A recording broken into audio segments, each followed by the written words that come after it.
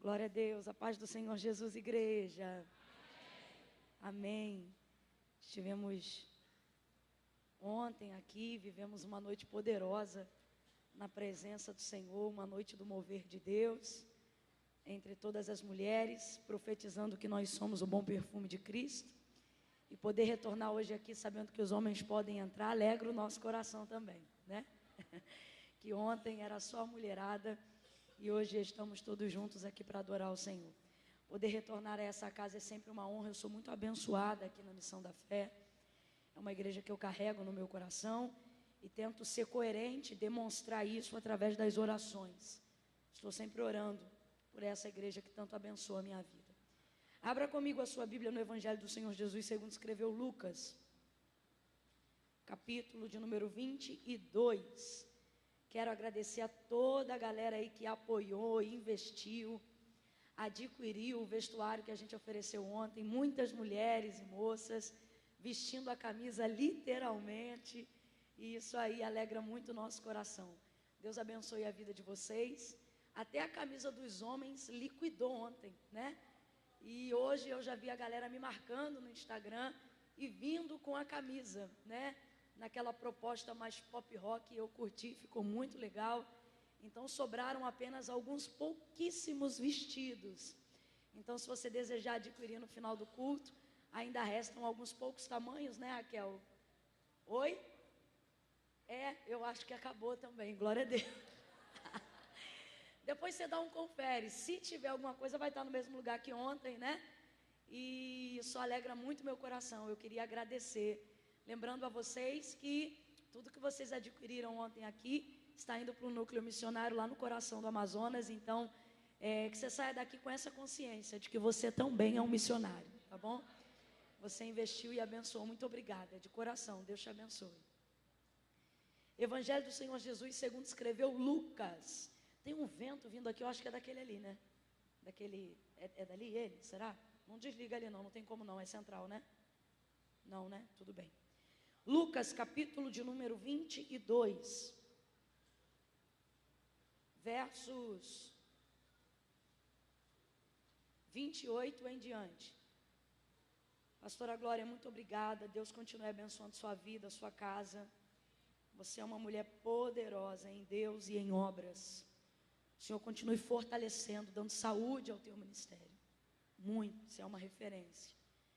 Louvar a Deus pela vida da pastora Amanda, do pastor Daniel, do seu filho, uma família que tem abençoado muito a nossa vida. Deus abençoe, glória a Deus. Gente, todo mundo que achou Lucas, capítulo 22, do verso 29 em diante, diga amém. Diz assim o texto sagrado. Assim como meu pai me confiou um reino, assim como meu pai me confiou um reino, eu o confio a vós, para que comais e bebais a minha mesa no meu reino, e se assentem sobre os tronos para julgar as 12 tribos de Israel. Simão, Simão, Satanás vos pediu para te peneirar como trigo, mas eu roguei ao Pai por ti, para que não desfaleças a tua fé. Então, quando tu te converteres, fortalece os teus irmãos. Pelo que ouvindo isso, respondeu-lhe Pedro: Senhor, eu estou pronto a ir contigo para a prisão e até a morte. Tornou Jesus a dizer: Digo-te, Pedro, que não cantará o galo hoje 3 vezes, não cantará hoje o galo antes que 3 vezes tu negues que me conhece. Somente até aqui, e você diga graças a Deus pela exposição do texto sagrado. Diga amém por essa palavra. Amém. Bota a Bíblia sobre o seu assento, permaneça de pé como você está no seu lugar. Segure a mão da pessoa que está ao seu lado com firmeza. Glória a Jesus. Se tiver um pouco de disposição para dar 2 passos, fecha o corredor e vamos tentar unirmos em um só propósito. Ou una sua mão com a mão dele, ou a mão dela, glorificando ao Senhor. Vai dizendo glória. Vai dizendo glória a Deus, aleluia. Louvado é o teu nome. Se assim como eu, você precisa receber da parte de Deus uma palavra. Se assim como eu, você precisa compreender, entender, se submeter, porque às vezes a gente ouve, mas não se submete. E até para isso a gente precisa da ajuda do Espírito Santo, para que nós não sejamos apenas ouvintes, mas praticantes. Para que assim tudo que a palavra de Deus diz ao nosso respeito, libera ao nosso respeito e tem poder ao nosso respeito, execute na nossa vida. Então eu quero te pedir que você levante a sua mão com a mão dessa pessoa que está ao seu lado e eleve ao Senhor uma oração agora com ela. Levante a sua voz em oração. Insista com o Senhor, implore ao Senhor, suplique ao Senhor. Faça isso nesse momento. Fecha o olho, crente, fecha o olho. Você que está em casa acompanhando ao vivo, faz uma oração aí agora, para que o Senhor abra a tua mente, para que Ele abra o teu entendimento, para que Ele me use como um instrumento, para que o nome dEle seja glorificado. Senhor, nosso Deus e nosso Pai, nós elevamos as nossas vozes agora em oração a Ti nessa noite. Estamos aqui, Senhor, no templo, nesse lugar chamado casa de oração, aonde o Senhor tem estendido as suas mãos e tem abençoado a nossa vida e os nossos dias, através daquilo que nós recebemos no teu altar, através da palavra que o Senhor envia ao nosso coração no teu altar, é que nós temos sido alimentados com a tua palavra, que é o pão que nos alimenta, que é a água que nos sacia. E para essa noite nós queremos insistir, para essa noite nós queremos te implorar, para este momento nós queremos bater na porta e fazer o que tu disseste, como está descrito em Mateus: pedi e dá-se-vos-á, buscai e encontrarei, batei e abrir-se-vos-á, porque o que pede recebe, o que busca encontra, e ao que bate se abre. Senhor, libera o nosso coração para ouvir a tua voz, abre a nossa mente e nos dá entendimento. Senhor, como um instrumento nas tuas mãos, me usa com fluidez, para que o teu nome seja glorificado, para que o teu poder se manifeste em nosso meio. Senhor, para que a tua palavra encontre lugar de cumprimento, de realização, de primazia, de governo. Aonde estiver alguém aqui nessa noite, ao alcance da tua palavra, ao alcance da voz profética, aviva essa pessoa, renova os dons, os talentos, desperta ministérios nesta noite. Não deixa ela fraquejar, não deixa a síndrome do pensamento acelerado perturbar a sua mente enquanto ela ouve a sua palavra. Não deixa o seu coração ficar angustiado a ponto que ele fique inquieto com as horas. Eu quero te pedir: submeta todo o coração, submeta todo o pensamento, submeta toda a mente ao teu poderio, Senhor. Traz o teu governo sobre a missão da fé, traz o teu governo sobre os ouvintes da palavra, aqueles que estão em casa, e cumpre o que tu disseste que faria quando tu me chamaste, dizendo que curaria enfermos, dizendo que libertaria pessoas enquanto a tua palavra estivesse sendo ministrada. Suscita ministérios, levanta os teus profetas, anda comigo nesse altar, libera uma palavra de ordem aos teus anjos ao nosso respeito, para que essa noite não seja uma noite comum, para que essa noite não seja uma noite mediana, para que essa noite seja uma noite extraordinária da demonstração da tua força, da demonstração do teu poder que em nós opera. Glorifica, glorifica, glorifica, glorifica, glorifica o teu nome, Senhor, desde o menor até o maior da casa. Batiza com o Espírito Santo e com fogo, aviva a tua obra e faz conhecida. Fala no profundo, no oculto e no escondido, desvenda segredos. Aqueles que o Senhor ama, entrega uma chave de oração, entrega uma profecia, entrega uma palavra de despertamento. Oh Senhor, faz como tu queres.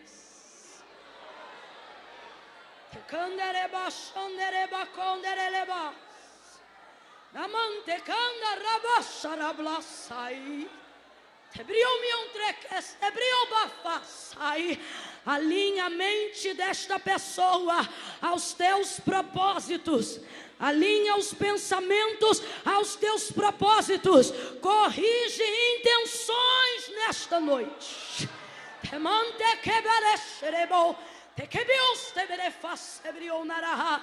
Santo Deus, corrige as nossas expectativas. Em Ti depositamos as nossa confiança, e oramos assim crendo e já recebendo pelos méritos do Teu amado Filho Jesus Cristo, o Senhor a quem adoramos, o nome sobre todo nome, em nome de Jesus. Quem concorda, diga amém, amém, aleluia. Ainda antes, oh glória a Deus, se é para Jesus, faça com vontade, com disposição, oh aleluia. Ainda antes de você tomar o seu assento, eu vou contar de 1 a 3. Quando eu disser 3, você vai liberar para a pessoa que está ao seu lado uma palavra que dá condução ao rumo profético daquilo que o Senhor nos confiou para essa noite. Preste atenção, eu vou contar de 1 a 3. No 3, você vai virar para a pessoa que está ao seu lado e vai dizer para ela desse jeito: ou é do reino, ou não é de ninguém. Entendeu? Ou é do reino, ou não é de ninguém. Quem entendeu, diga amém. Amém. Pronto, aí eu vou estender só mais um pouquinho. Estou repetindo, que é para você não engasgar na hora de falar. Aí você vai dizer assim: ou você escolhe, ou escolhem por você. Ou é do reino, ou não é de ninguém. Ou você escolhe, ou escolhem por você. Vamos ensaiar? Ou é do reino, ou não é de ninguém. Ou é 1, é 2, é 3, vai. Ou você escolhe, ou escolhe. Senta dando glória a Deus. Oh, aleluia. Chacoalhe um crente aí e diga: é melhor você escolher.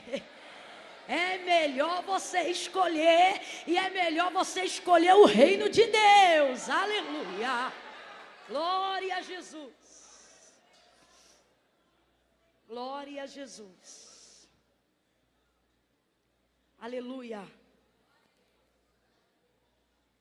A narrativa que nós acabamos de fazer menção nessa noite, Lucas capítulo 22, inclusive se você quiser, fique à vontade para manter sua Bíblia aberta e acompanhar com a gente até o final.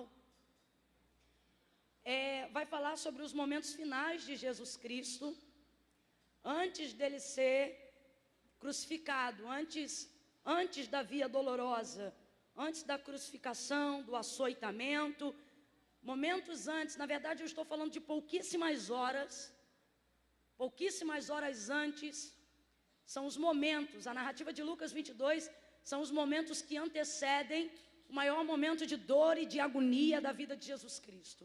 Quanto homem, quanto revestido de carne, cumprindo seu ministério aqui na terra, para que a vontade do Pai fosse cumprida, que era para que no Filho alcançássemos o perdão dos nossos pecados. Do 23 para frente, na verdade, versículos mais à frente, depois dos versículos que acabamos de ler no capítulo 22, a via dolorosa começa a se inaugurar. Nós estamos falando sobre momentos do Getsemane, onde Jesus Cristo será colocado em momentos de tanta agonia, em que o texto vai dizer que o seu suor será vertido em gotas de sangue. Nós estamos falando de uma das orações mais expressivas e mais sinceras que Jesus vai fazer diante do Pai. Não que ele não fizesse nenhuma outra oração sincera, mas eu digo assim, é uma oração onde ele não tem indisposição nenhuma em revelar toda a sua dor, toda a sua angústia, toda a sua agonia, mesmo sabendo que era o Filho de Deus e que estava ali para cumprir a vontade do seu Pai. Eu digo isso porque Jesus teve coragem de, mesmo sabendo que viveu todos os seus 33 anos e meio de ministério terreno somente para cumprir a vontade do Pai, que era o momento de cruz, né? De morte, de açoite, aonde ele mesmo, enquanto realizava milagres, muito antes do período da crucificação, sempre dizia, né? Ainda não é chegada a minha hora, ainda não é chegada a minha hora. E ele dizia isso porque ele sabia de que hora ele estava falando. Quando ele dizia isso, não é que ele não estava disposto a fazer milagres, mas ele queria deixar claro que o propósito principal de sua vinda não era a multiplicação de pães, de peixes, não era a multiplicação do vinho, não era absolutamente nada disso, mas era a sua entrega por amor da humanidade para perdão dos nossos pecados, e assim ele cumpriria a vontade do Pai. Mas mesmo consciente de tudo isso, quando ele vai estar no Getsemane, ele vai dizer assim: Pai, se possível for, passa de mim esse cálice, tão amargo é o cálice. Quando Jesus coloca isso diante do Pai, obviamente ele não está falando só da prévia, da angústia, da dor que ele vai sentir no corpo, na carne, no sangue, no que tange aos açoites, a coroa de espinho, a canada na cabeça, a ser esbofeteado no rosto, mas ele está falando sobre a dor da rejeição. Como ele mesmo diz, vim para o que eram meus, mas os meus não me receberam. Eu imagino ter que passar pela mesma via, aonde outrora diziam, Hosana nas alturas, agora gritam em conjunto, solta Barrabás e crucifica-o. Ouvir esse contraste diante de um povo em que Jesus só fez amar. Então eu acredito que a angústia que move Jesus a fazer a oração que ele fez no Getsemane, a oração que faz o seu suor verter como gotas de sangue, não se trata apenas de uma dor física, mas se trata de toda uma angústia que aperta e que move o seu ser, de toda uma rejeição, aonde a gente sabe que ela não é só terrena, porque no momento em que Jesus é coberto pela transgressão dos nossos pecados, mesmo sendo inocente, o texto vai afirmar que nem o seu pai olhava para ele naquele momento. Entenda o contraste e a poesia do texto, abandono, isolamento total por causa dos nossos pecados. Plenitude do cumprimento do profeta Isaías, ou da profecia liberada por Isaías, castigado, moído, gente, moído pelas nossas transgressões. Consciente de tudo isso, entenda, a narrativa do capítulo 22 do livro de Lucas fala sobre o maior momento de dor e agonia da vida desse Cristo a qual nós servimos. Mas no início dos versículos do capítulo 22, é um contraste absurdo. Por quê? Porque contrastando toda a dor, toda a agonia, toda a rejeição, abandono, desprezo, pecado, crucificação, sangue, morte, o início da narrativa do capítulo 22 fala de festa, de alegria, de júbilo, de celebração, de solenidade, de comunhão, de coinonia, de louvor, porque está falando sobre o momento da celebração da última ceia que Jesus pessoalmente participou e consagrou o que hoje nós chamamos de elementos sagrados, que são o pão e o suco da vide. Jesus está justamente vivendo esse momento. E aí o texto vai dizer que ele pega o cálice com o suco da vide e ele diz assim: esse cálice, esse vinho, esse suco representa a nova aliança no meu sangue. É o meu sangue que é entregue por vós. Fazei isto todas as vezes que fizerdes em memória de mim. Aí ele pega o pão, parte, dá graças ao Pai, e ele diz: e este pão hoje representa o meu corpo, que será entregue por vós. Fazei isto quando fizerdes em memória de mim. Aí o texto diz que ele dá graça, é ceia. Ceia, vem comigo e diga, é ceia. É ceia. É um momento de solenidade, mas também é um momento de muito júbilo. É uma solenidade que dá gozo na alma. E Jesus está fazendo a celebração desse momento. Quem aqui já participou de ceia? Diga glória a Deus. Quem aqui até os dias de hoje considera a ceia como o culto oficial mais importante da igreja? Diga amém. Claro, porque tudo aqui é para a glória do nome dele, mas nesse dia nós usamos todos os elementos propriamente para reforçar o pacto e a aliança com ele. Então eu estou falando de um momento muito solene, de um momento muito festivo, de um momento muito importante. Vem comigo e diga de novo, é ceia. Olha para o teu irmão e diga, é ceia. Rapaz, é ceia, nós chamamos hoje de Santa Ceia. Parece até que os outros cultos não são santos. Eles são, mas é que a ceia é a ceia, né? É a ceia. E agora veja bem, é uma ceia que o celebrante e o homenageado está presente. Oh glória!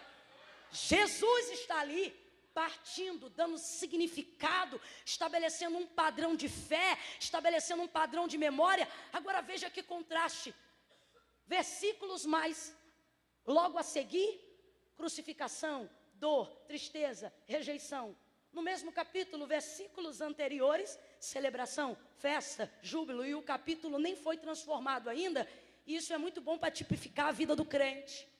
É impressionante como numa mesma vida, é impressionante como no mesmo dia nós podemos viver momentos de tanto júbilo, de tanta alegria, de tanta satisfação, de tanto contentamento, de tanto prazer, e ao mesmo tempo, no mesmo ano, na mesma vida ou no mesmo dia, tudo virá. Agora, Jesus vai dar para nós uma lição nesse dia, porque o texto vai dizer que depois dele ter ceado com os discípulos, ele era consciente de tudo que ele estava para viver. Jesus já sabia a oração que ia fazer no Getsemane, sim ou não? Jesus já sabia que seria crucificado e o castigo que nos traz a paz estaria sobre ele, sim ou não? Jesus já sabia que ia ser moído pelas nossas transgressões, sim ou não? Jesus já vislumbrava a cruz e já sabia tudo o que ia acontecer. Tanto que quando Pilatos está diante dele e tenta colocar uma situação da qual pode tirar ou poupar-lhe a vida, Jesus vai dizer: a minha vida ninguém toma, eu a dou. Então Jesus sabia de tudo, sabia ou não sabia? Sabia ou não sabia? Agora eu quero que você entenda, mesmo revestido de toda a humanidade, mesmo habitando num corpo corruptível, carnal, mesmo sendo passivo de toda angústia, de toda dor, tristeza e ansiedade, Jesus não vai permitir com que aquilo que ele vai viver depois, que é o momento da crucificação, roube a alegria de celebrar a comunhão com os discípulos agora. O texto vai dizer que ele levanta o cálice, que ele parte o pão, e o texto vai dizer, e tendo acabado de cear, ele cantou um hino. Quem cantou um hino, gente? Jesus. Olha para quem está ao seu lado e diga: Jesus cantou. O texto diz que Jesus canta e obviamente que os outros vão cantar com ele. Aí você fica se perguntando: que Cristo é esse que a gente serve? Que logo mais à frente vai ser crucificado, vai ser golpeado, vai ser rejeitado, e consciente disso, ele não permite que o que ele vai viver depois roube dele a alegria de desfrutar da comunhão com os seus discípulos agora. Quem é ele? Ele é o mesmo que disse aos seus discípulos: não cuideis de andar ansiosos por coisa alguma, nem pelo que comeremos, nem pelo que beberemos. Não cuideis de andar preocupados com o cuidado da vossa vida acerca do amanhã, porque a vossa preocupação não acrescenta nenhum côvado na vossa estatura. Se vocês, sendo maus, sabem dar coisas boas aos vossos filhos, que fará o vosso Pai que está no céu? Qual dentre vós é o pai que, pedindo um filho um pão, vai lhe dar uma pedra? Ou pedindo um peixe, lhe dará uma serpente? Aí ele diz: se vocês, sendo maus, sabem agradar os vossos filhos, descansa no vosso Pai que está no céu. Olhem para as árvores, olhem para as aves, e como elas cuidam dos seus ninhos e dos seus filhotes. Olhai para os lírios do campo, e nem Salomão em toda a sua glória se vestiu como um deles. Não seria porventura a vossa vida mais importante do que o lírio do campo, que hoje aparece e amanhã desvanece? Lembrai-vos, a vossa vida é como um sopro, mas o vosso Pai tem cuidado de vós. Não cuideis de andar ansiosos.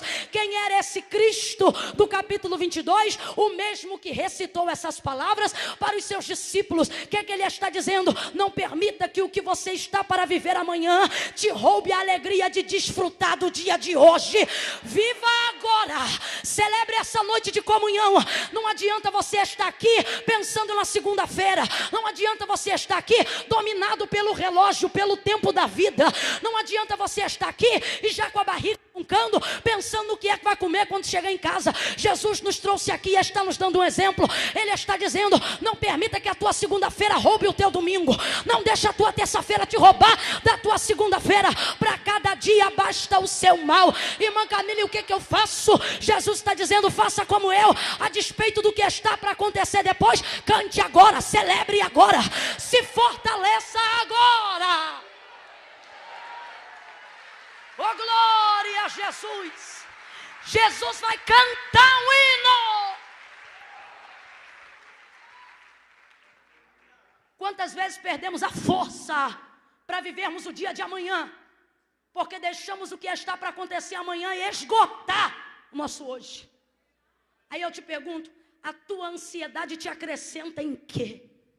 Ela não muda nada. Pelo contrário, ela tira de você hoje a força que você tinha para lutar amanhã. Mas o texto vai dizer que mesmo Jesus, consciente de tudo que ele está para viver, ele vai cantar. Ai, Jesus, pega na mão de alguém e diga para ele, como diz o nortista: cante. Não fala para ele: cante. Oh, meu Deus, cante. Não deixa que as tribulações de casa roubem o seu culto. Não deixe que a prova de amanhã roube o seu culto. Jesus é alguém que nos ensina a desfrutar do agora, porque a vida não é feita de amanhã, a vida é feita do que a gente desfruta agora. E quanta gente está perdendo o prazer de desfrutar a vida agora, porque fica preocupado com amanhã. Mas Jesus te trouxe aqui para te dizer: celebre a comunhão com os teus irmãos hoje, cante hoje, glorifique o nome dele hoje. Como é que você tem se comportado nesse culto hoje? E ele canta. Oh Jesus, olha de novo para esse crente e diga: é ceia. É ceia. E ele canta um culto tão solene, né? Culto é a minha maneira de dizer para a gente entender. Que maravilha.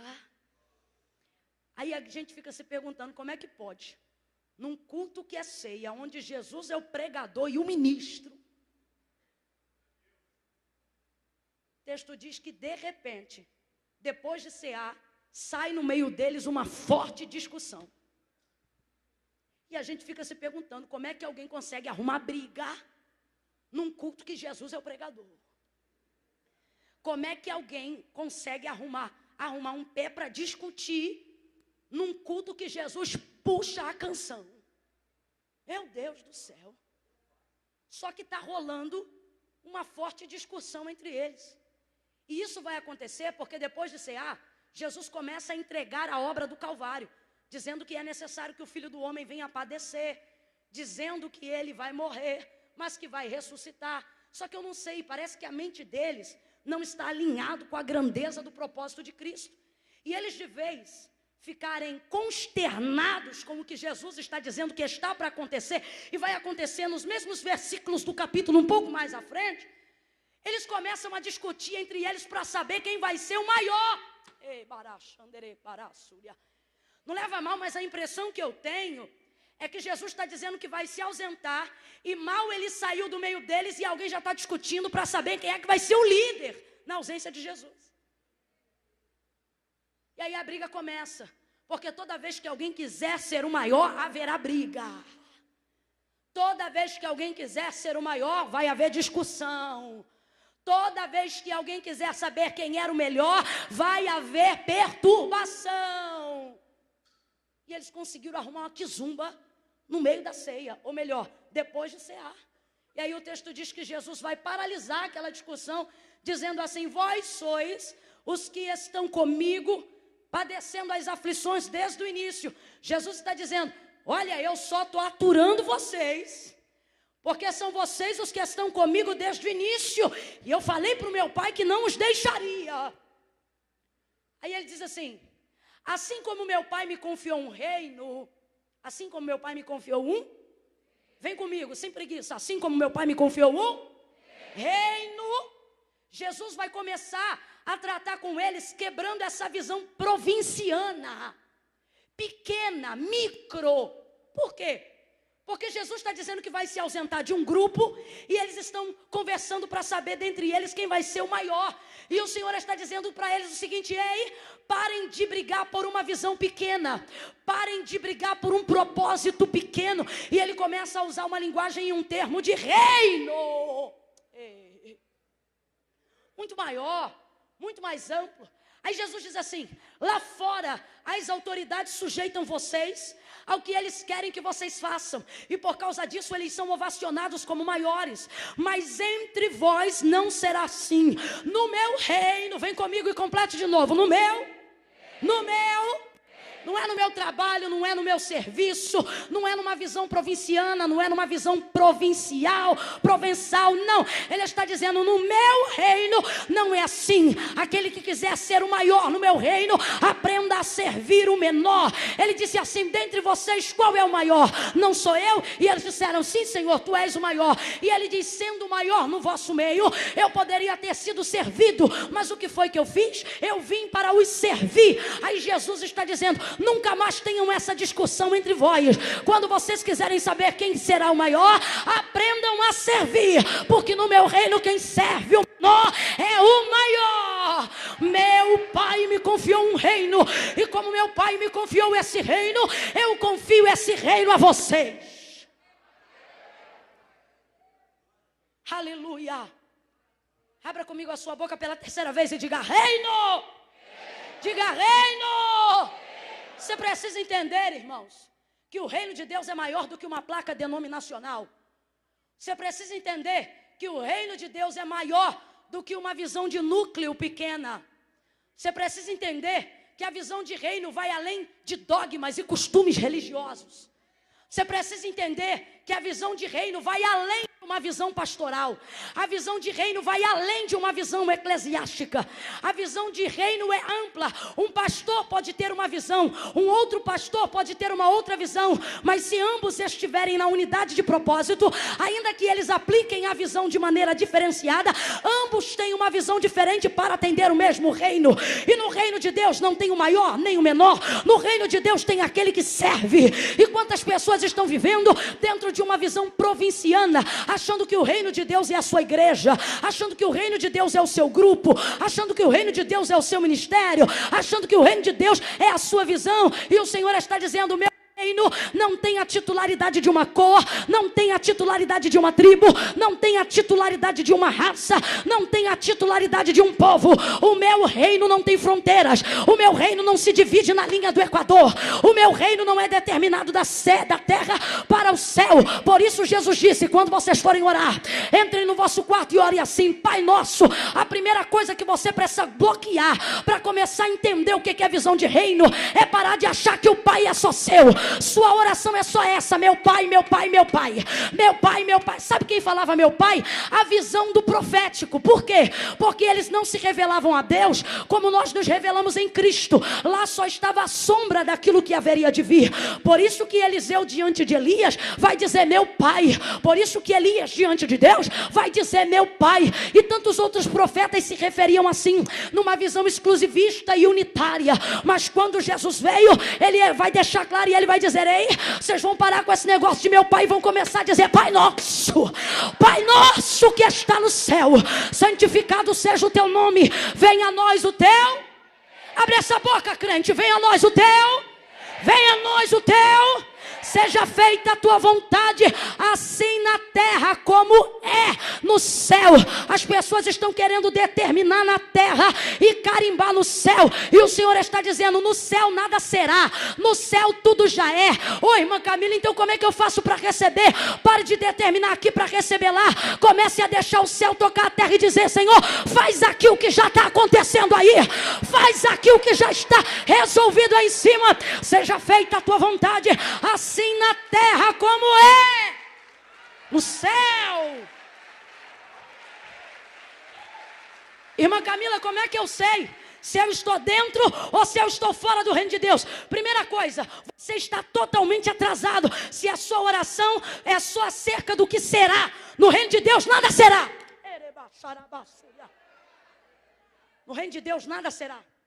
No reino de Deus tudo é. Olhe a visão apostólica da igreja primitiva. Eles não oram como será, eles oram como é.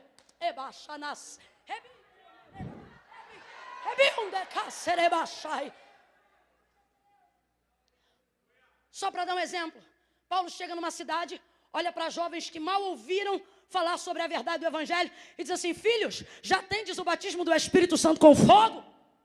Aí eles dizem assim: nem sabemos o que é isso. Aí ele diz: receba. E o texto diz que eles receberam na hora. Completa para mim: eles receberam? Eles receberam? Porque no reino de Deus é assim: tu recebe primeiro e ele explica depois. Ele investiu sobre eles a manifestação do Espírito Santo de Deus na hora. Primeiro eles receberam para depois entender. Por quê? Porque no reino de Deus tem coisas que precisam ser primeiro sentidas, para que depois faça sentido o jeito que elas serão explicadas. E os incrédulos não podem ver o reino de Deus, porquanto acerca das coisas naturais, o homem natural não pode entender as coisas que são do Espírito, mas aquele que é do Espírito, tudo ele discerne, e dele nada pode ser discernido. Pega de novo a mão dessa pessoa, mas pega com graça, vai.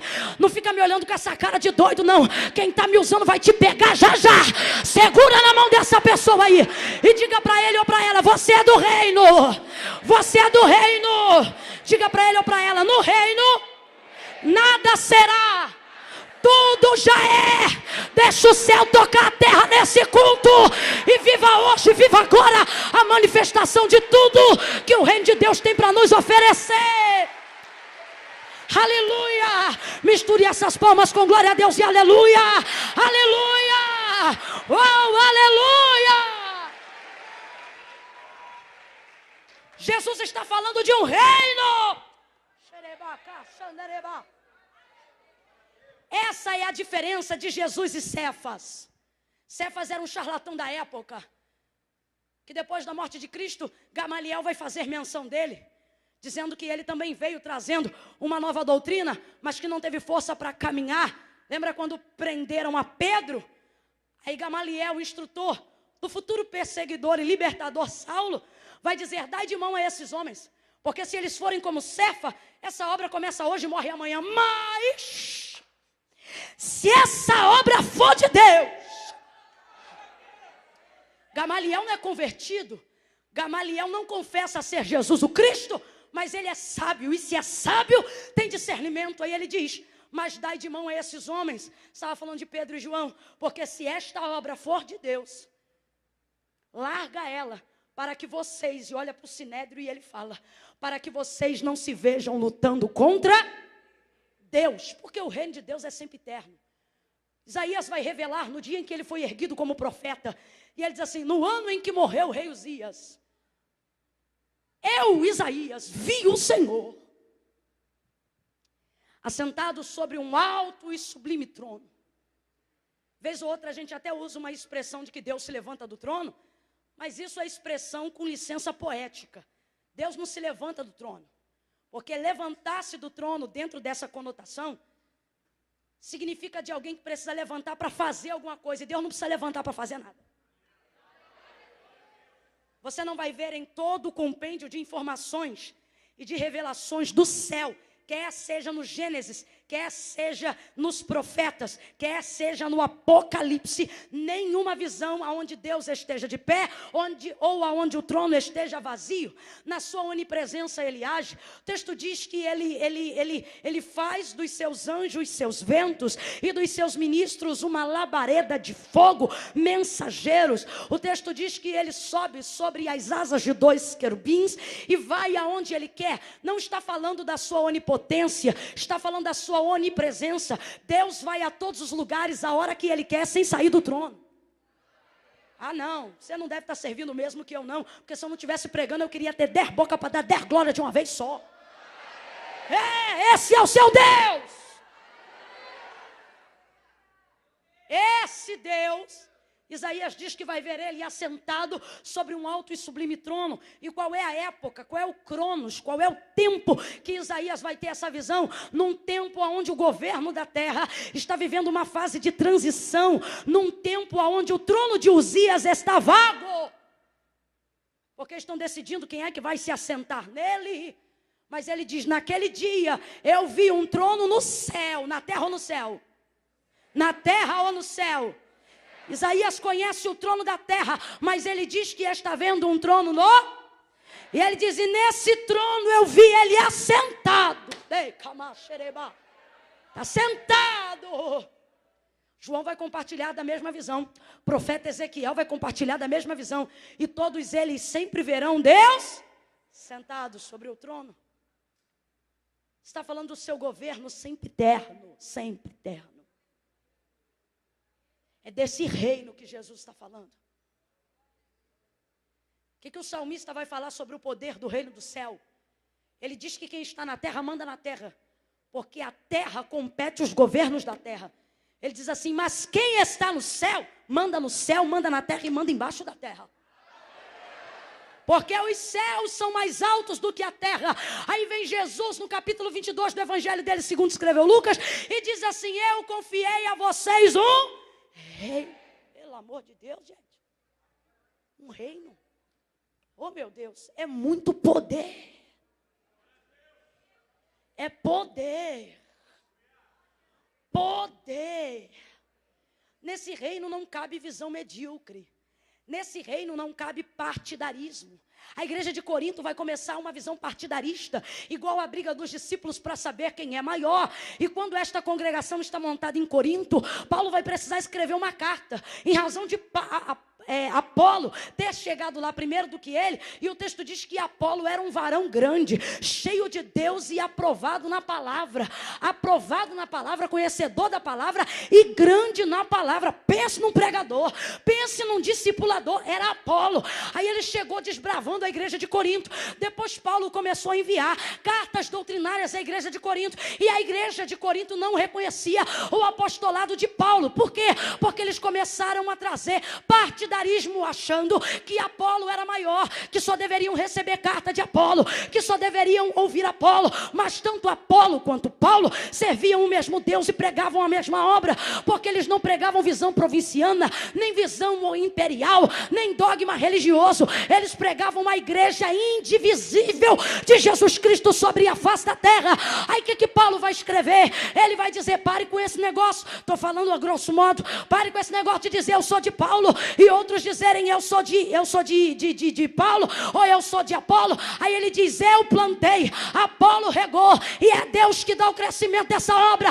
Ele está dizendo: ei, tire a escama do partidarismo dos seus olhos e aprendam a ter visão de reino. Aqui a obra não é de Apolo, aqui a obra não é de Paulo, aqui a obra é de Deus. Abre a mente, igreja. Oh, se tu puxar a palma, puxa com força, que é para o outro não ficar sem graça de te acompanhar, não. Olha para quem está do teu lado e diga: você é do reino? Pergunta: você é do reino?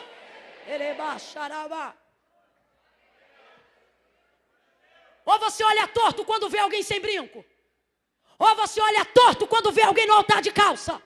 Olha de novo para essa pessoa e diga: tu é do reino?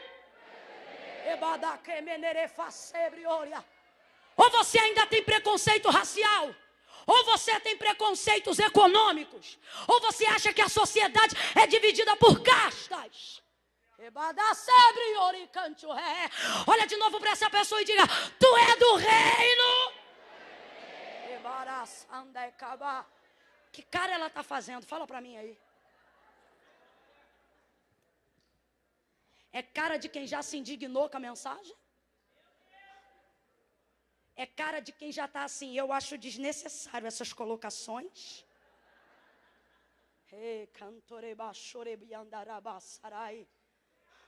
Ou é cara de: é isso mesmo, Jesus, rasga tudo? Ou é cara de: vai lá, Jesus, moe a cana e solta o caldo? Ei, canto rebassúria. Ei, levante a mão direita para o céu. Eu vou te dar abertura para fazer esse momento um clamor. Diga para ele: Senhor. Eu falei que era clamor. Diga: Senhor, eu sou do teu reino. Cristo te deu acesso ao reino. Entre com ousadia. Seja poderoso em obras, seja poderoso em palavras, seja poderoso na oração. Aleluia! Oh, aleluia! Aleluia! Me desculpe a expressão, mas eu preciso ser verdadeira. Quem não está inserido no reino de Deus já está atrasado. Pode perguntar às mulheres de oração, coisas que o jornal só vai falar de noite. Na oração do quarto dela de manhã o Senhor já disse. Porque no reino de Deus nada será, tudo já. E isso é revelado a quem está alinhado com o reino de Deus. Jesus vai trazer esse despertamento aos discípulos nos versículos que nós acabamos de ler. E ele diz: o Pai me confiou o reino.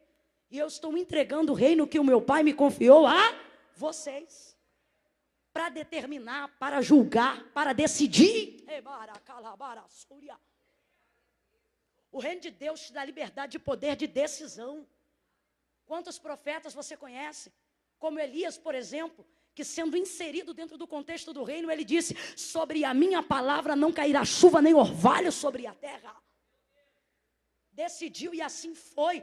Em contrapartida a isso, depois de um longo período de fome, o profeta Eliseu, estando ainda cedo, ele vai dizer: antes do entardecer, se terá tanta farinha que vocês colocarão em saco, e uma efa de farinha não vai ser o suficiente para uma gente. E isso em uma época de fome, aonde se vendia fezes de pombo para comer. Olham para ele e dizem: loucura. Aí ele diz: vocês verão, mas não comerão. E o texto diz que não chega à noite, e o Senhor provê tudo, conforme o profeta Eliseu havia dito. Quem é do reino decide. Quem é do reino sabe aonde a guerra vai estourar e tem a palavra de paz para cessar a guerra. Jesus está querendo fazer os discípulos entenderem essa visão, sair dessa visão provinciana, parar de discutir por questões pequenas. Por isso o apóstolo Paulo vai dizer: não se intrometam em questões vãs e locais. Rapaz, tem um negócio que eu fico indignado. É quando a gente tem oportunidade de participar de uma faculdade, numa aula de teologia, e vem um crente que deveria frequentar a escola dominical e já se decidiu matricular na teologia. Rapaz, isso dá uma agonia na gente. Quando não, a gente participa de uma aula de psicologia social ou de filosofia e tem ali dentro um crente que acha que é a última cocada profética do pacote. E o professor lá está lá falando de ciência e daqui a pouco se levanta ele contradizendo a ciência com a fé, como se sala de aula fosse lugar para esse debate. E aí a gente fica descredibilizado, porque alguém que se diz crente vem com questão vã e louca dentro do território da ciência. Vê se isso é hora, vê se isso é dia. Eu fico irada. Questões vãs e loucas. Você é do reino. Jesus diz o quê? Não lance as vossas pérolas aos...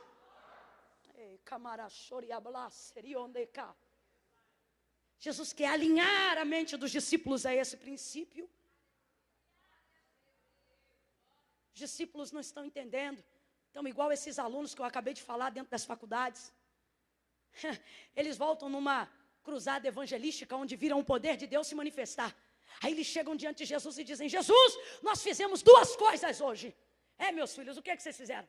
Primeiro, nós repreendemos um moço porque ele falava em teu nome. Esse grupo de rapazes estava passando por nós e nós proibimos porque eles falavam em teu nome. Porque só os 12 podem falar em nome dele.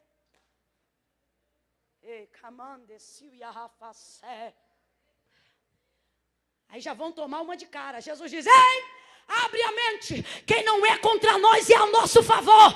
Deixa eles falar em meu nome. A visão de reino não é uma visão elitizada. Essa visão elitizada não tem poder para sustentar a igreja. Igreja não é sustentada com salto alto, com visão elitizada. Você pode ver quem está hoje de salto alto e quem está mais elitizado, um dia arrastou chinelo. Não prega roupa, não prega gravata, não prega sapato. Quem prega é vida. Vós sois carta escrita. Quem não é contra nós, disse Jesus, é ao nosso favor. Aí eles dizem assim: Senhor, fizemos outra coisa. E é João, discípulo do amor. Aí ele diz assim: nós nos alegramos, porque repreendemos e os demônios se sujeitam a nós. Aí Jesus diz: ô talapada, não se alegrem porque os demônios se sujeitam a vós. Mas vos alegreis, porque o vosso nome está escrito no livro da vida. O que ele está dizendo? Não se vangloriem por causa das obras, se gloriem na graça que em Cristo foi revelada. No reino não são as obras que contam para nós, as obras contam para Deus. No reino o que conta para nós é a graça. O Senhor está dizendo: o mérito não é teu. Se alegra quando acontecer alguma coisa na sua vida cujo mérito seja meu. Tipo o que, irmã Camila? Tipo o perdão dos seus pecados, tipo a oportunidade de viver uma vida regenerada, tipo a oportunidade de no arrebatamento da igreja, mesmo habitando num corpo corruptível, ser transformado num corpo incorruptível e por entre as nuvens subir para encontrar o Senhor nos ares. Ele diz, se alegre nisso. Olhe para quem está ao seu lado e pergunta, tu é do reino? Olha para ele ou para ela e diga, então tu tem que subir.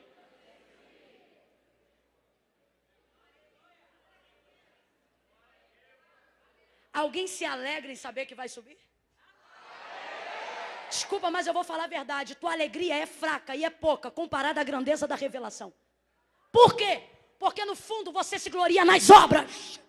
E quando você lembra que não faz o suficiente para herdar o reino dos céus, tu te entristece quando eu falo do juízo. Tu tem medo quando eu falo do arrebatamento, porque no fundo tu acha que não sobe. E sabe por que tu achas isso? E tu não chora, tu não te alegra, porque tu ainda não tem a alegria da salvação. E sabe por que não compartilha dela? Porque tu ainda acha que o reino de Deus só pode ser participante através das obras. E nunca você vai ter obras suficientes que te dê passe para o céu. Porque quando Jesus falou sobre a obra da salvação, Pedro disse assim, então impossível é o homem salvar-se. E Jesus diz, isso mesmo, por isso que não é vocês que salvam, sou eu que salvo vocês. Aí ele diz, por isso não é pelas obras, mas pelo dom gratuito, a graça de Deus. Então eu vou falar de novo. Olha para quem está ao seu lado e diga, tu é do reino? Então bota um sorriso nesse rosto. Olha para ele e diz, porque tu vai subir. Tu vai subir. Tu vai subir pela graça de Jesus Cristo. Você vai subir. Levante a mão e celebre. Celebre. Quem acredita nisso? Eu vou subir por causa de Jesus Cristo.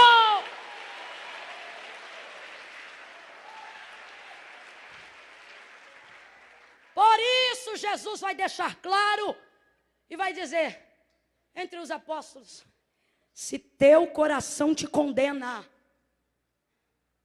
maior é Deus do que o teu. Cala a boca do teu coração hoje.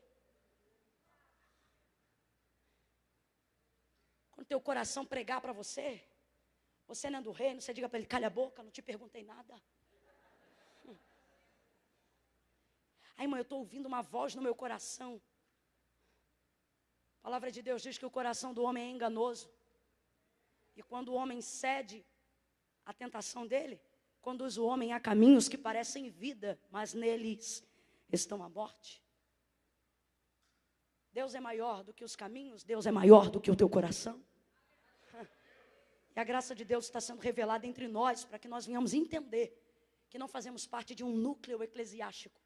Fazer parte de um núcleo eclesiástico, de uma igreja, é apenas uma das evidências de que somos integrantes de um reino que vai além dessa cidade, que vai além desse estado, que vai além de um país chamado Brasil.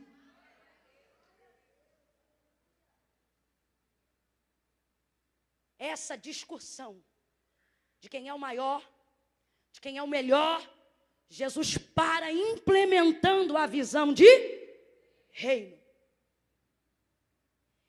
Aí não é coincidência não. O texto diz que ao falar isso, ele se dirige imediatamente a Simão. Quem é Simão?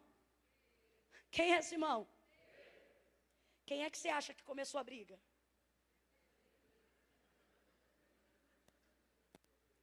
É interessante que Jesus libera a palavra para todos, mas o conserto direto vai na direção somente de Simão. Por quê, meu irmão? Porque a fofoca pode correr, a briga pode se estender, mas Jesus sabe quem começa. Lembra quando Arão e Miriam se levantaram contra Moisés? Eles eram irmãos de Moisés, mas o texto vai dizer que por causa da Cuxita, que é a esposa de Moisés, Miriam vai arrumar um pretexto para falar mal dele. Aí vai chamar Arão no canto e vai dizer assim, agora Moisés, só ele fala em nome do Senhor, nós também não somos do Senhor, então o Senhor também falará por nós. E começou a meter um malho e falar mal de Moisés. Aí Moisés, o texto vai dizer que ele era o homem mais manso da terra. É impressionante a obra de transformação que Jesus faz, porque isso aí é obra de pouco tempo, de 40 anos para cá. De 40 anos antes desse dia, o texto vai dizer que Moisés era iracundo. Ele viu um irmão brigando com o outro e matou, meu irmão. E enterrou na areia. Aí teve que fugir do Egito. E no caminho ele deve ter pensado, nunca mais eu faço isso. Aí quando chegou, viu os pastores brigando com as filhas de Jetro. Aí ele briga com os pastores. Bota para correr os homens. Não adianta, ninguém foge de quem é. É o senso de justiça, mas ele manifestava isso na sua ira. E na ira a justiça de Deus não opera, diz a palavra. Só que depois da obra, meu irmão, depois de peregrinar 40 anos no deserto, depois de aguentar um povo de dura cerviz, tem gente que Deus te planta no meio e você diz, Jesus, muda eles. E Jesus diz, não, mudo não, porque eu estou usando eles para mudar você. É você que eu vou mudar. Você diz, Senhor, me troca de setor de trabalho. Que setor? A porta que eu te abri é essa aí. Mas, Senhor, aqui o povo é terrível. É aí que eu te quero. Que eles vão te podar. Você diz, Jesus, que homem é esse que eu casei? Muda esse homem. Jesus diz, não, esse homem vai ficar assim mais uns 10 anos, que é para você mudar. Aí quando você mudar e não fazer questão que ele mude, aí eu mudo ele. Teve um irmão ali que eu não vou apontar para ele, ele fez assim, Jesus. Escute aí. Aí Moisés já era o homem mais manso da terra. E não discutiu com eles. E estava no direito. Mas quando tu é crente em Jesus mesmo, tu abre mão do direito. Porque crente não tem só direito, tem vontade de Deus na vida. E por que eu estou dizendo isso? Porque tem coisa que você está no teu direito, mas não está na vontade de Deus. Aí é nessa hora que você vê se tu é bom crente ou não. Se tu vai fazer o que tu tem direito, ou se tu vai deixar a vontade de Deus entrar em ação. Moisés não vai brigar, não vai dizer nada. Aí o texto diz que por Moisés ser muito manso, desceu o Senhor numa nuvem. E chamou para o gabinete Arão e Moisés, Arão e Miriam. Chamou os dois, chamou os? Brigou com os? Mas só disciplinou Miriam. Brigou com os dois. Falou com os dois. Repreendeu os dois. Disse, eu ouvi vocês dizendo acerca de Moisés, meu filho, por causa do jeito que eu falo com ele. Com vocês eu falo por visões. Com vocês eu falo por profecia. Com vocês eu falo por profeta. Com vocês eu falo por sonho. Com Moisés eu falo boca a boca. Arão, pode voltar. Miriam, 15 dias fora do arraial. Pendura teu tamborim. Miriam não toca. Miriam está fora do ministério de louvor. Miriam vai ver o povo cantar, mas não canta.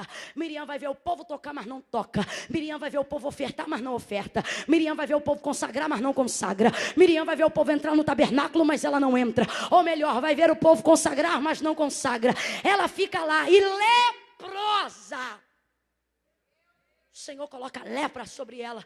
Sua pele vai ficar como branca, como a neve. Aí Moisés vai até o Senhor e diz, Senhor, traz Miriam de volta. Aí ele diz, eu vou trazer, mas deixa ela cumprir 15 dias. Que depois eu visito. E aí ele tira a lepra e restitui ela. Aí agora eu te digo, no texto vai dizer que os dois falaram de Moisés, Arão e Miriam. Mas Deus só disciplinou? Porque Deus sabe quem começa a conversa.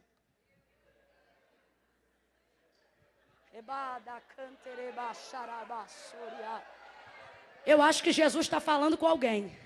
A alguém Jesus deu alívio, como quem diz assim, não te intrometa em discutir, não queira defender, você quer visitar de porta em porta, você quer fazer print, você quer dizer como é que foi, e o Senhor está dizendo, fica quietinho que eu vou visitar quem começou, eu sei de onde veio o assunto, eu sei de onde está vindo.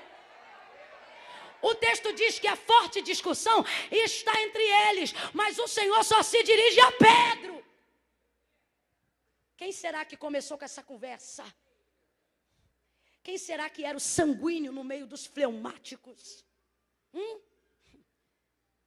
Vai tomar-lhe uma lapada. Aí ele diz, Simão, Simão. Mas peraí, não foi o próprio Jesus que disse que ao invés de chamá-lo de Simão, o chamaria de... Mas por que Jesus agora está chamando de Simão, Simão? Porque ele está dizendo, ei, eu não estou falando com o convertido, eu estou falando com o velho homem que insiste em te acompanhar. Simão, Simão. Simão, Simão. 2 vezes, despertamento, sacudida. Igual quando falou com Marta. Marta, Marta. Igual quando falou com Paulo no caminho de Damasco, Atos 9. Saulo, Saulo. Pergunta o nome dessa pessoa aí do teu lado.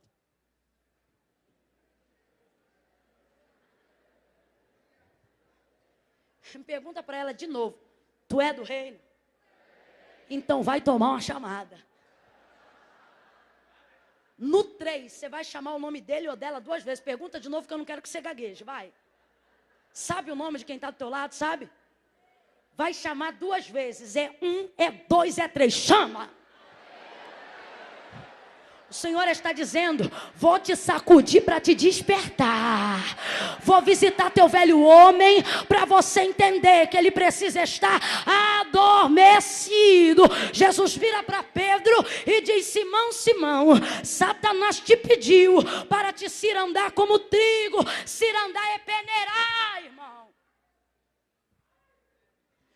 Mas eu roguei por ti. Jesus. Abre comigo a sua boca, me ajuda a fechar a mensagem e diga, Jesus, quem rogou por Pedro? Jesus, quem rogou por Pedro? É uma pergunta. Quem rogou por ele? Jesus está dizendo, Pedro, não tem muito tempo, Satanás foi até meu pai para pedir para te peneirar. Peneirar aqui é descascar. Quando o trigo era colhido, ele era levado ao campo. No campo, uma esteira era amarrada ao jumento. Eu estou falando da agricultura de Israel nos dias de Jesus Cristo. Colocava um menino de aproximadamente 12 anos sobre a esteira e fazia a jumenta andar por cima do trigo. Por que colocava um menino ou um peso que não fosse muito grande sobre a esteira? Aonde estivesse a semente do trigo e a esteira passasse por cima, aquela casca que envolve a semente do trigo seria craquelada. Não quebra totalmente, só craquela, só amassa. Já viu aqui ovo cozido? Quando você amassa a casca e não sai o ovo, não desabrocha o ovo, mas ela fica craquelada. Assim é a semente do trigo quando a esteira passa por cima. Redobra a sua atenção, presta atenção.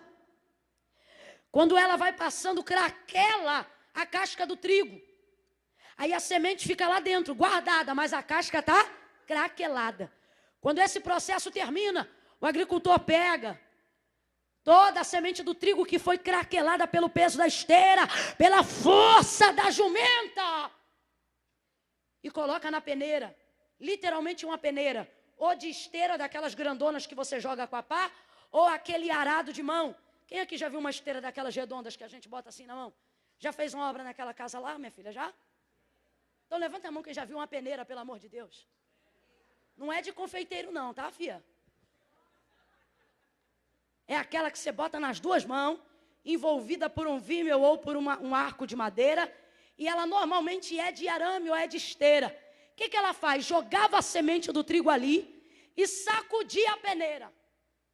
Isso é cirandar.